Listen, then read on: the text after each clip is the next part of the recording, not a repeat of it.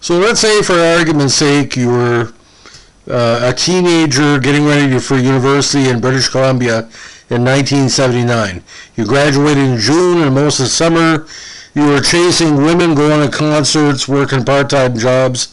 You weren't following much of the news about the Canucks, but you knew with the WHA merge with the NHL was going to be a great season. You know, all these new players coming in.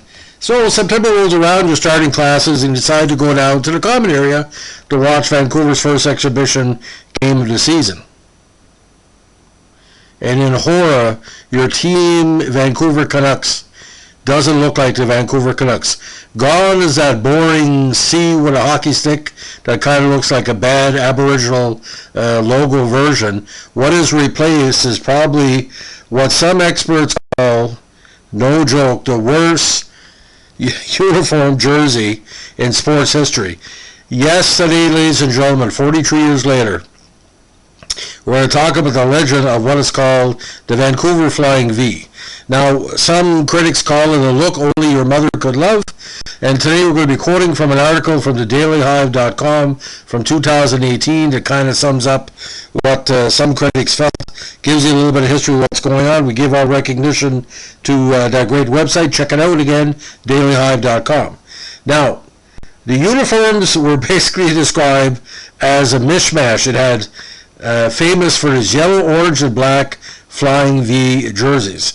Yellow on the outside, black on the inside, and kind of a reddish orange yellow on the inside. Now, these uniforms are still talked about by sports fans across North America. One at the home, you had the dominant yellow, and the road, it was all reverse.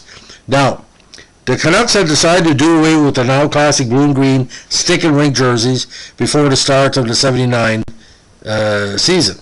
Now, they approached a marketing firm in the summer of 78 for $100,000 to come up with a new look. Now, marketing experts, according to Canucks president Bill Hughes in 78, said that the stick and rink logo was a good corporate symbol, but it was too uninspiring for a sport team.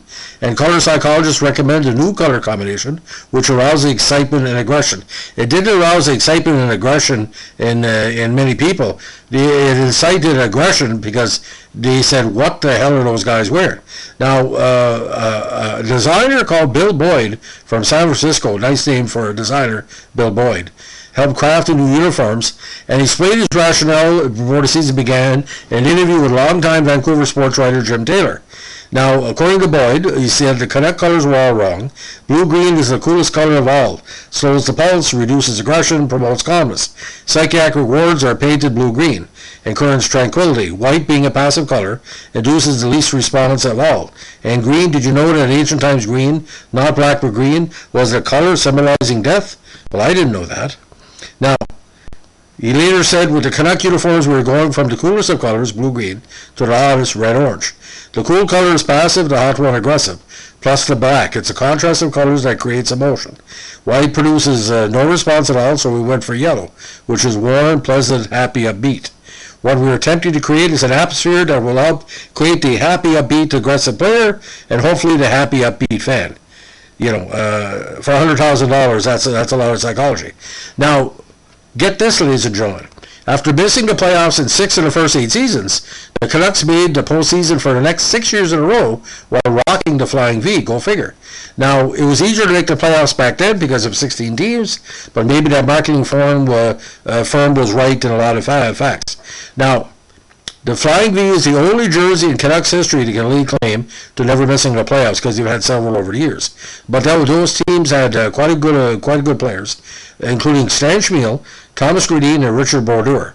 Now, the team won its first ever playoff series with the big V on their chests, en route to a miracle run to the Stanley Cup final in 1982. After ditching the Flying V, they missed their playoffs in 3 out of the next 4 years. Now, according to the fans, they would like it according to Boyd. V is for Vancouver. It's fortunate too because it creates the ideal diagonal stripe. All teams have horizontal or vertical stripes. That's static. Diagonal stripes get your attention. And he said the fans loved him. Now, while the jersey certainly got attention, fans most certainly did love him. one player, and allegedly it might have been Stan Schmiel, might have been Harold Steps, we're not sure. Last year we played like clowns, he said, but this year we look like clowns. Now, in the place of the logo on the chest was a giant V that plunged over the shoulders to near the bottom in front of the sweater. There were V's on the sleeves and pants as well. The Canucks official logo changed as the team did away with stick and rink in favor of the flying skate, though it was only displayed on the sleeves, and that was a good logo. So they had that in the front. Now, you think that all this time spent thinking about the psychology of the new look, that the skate would be pointed up, not down, which, of course, all the energy goes out. Now, by 1984, for some reason, the flying V's were gone after people got used to them.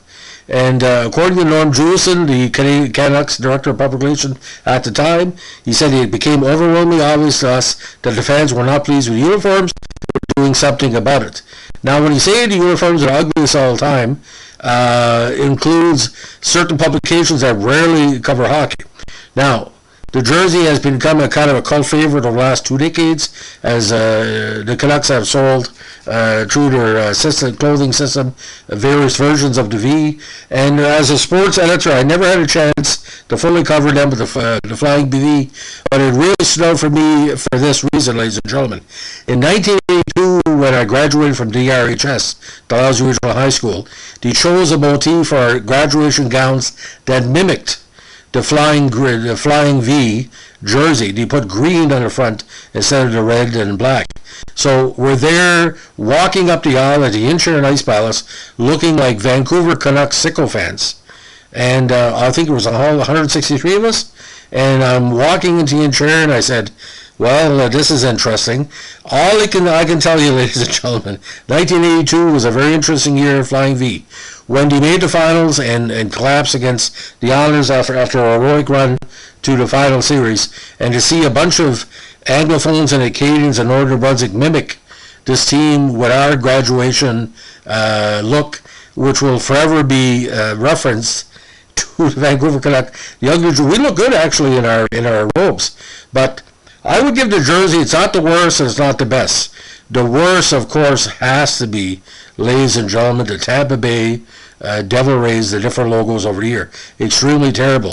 Nobody thinks a Devil Ray is going to be, strong or impressive. And of course, the second was the really strange LA Kings jersey. Remember the alternate jerseys, kind of the future jerseys that you use? Terrible, like the Mighty Ducks ones, is bad as well.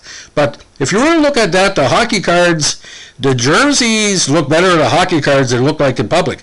Because if you have a bad Panasonic or a bad Hitachi, that's the name for the past, the colors will just bleed, just like the California Golden Seals.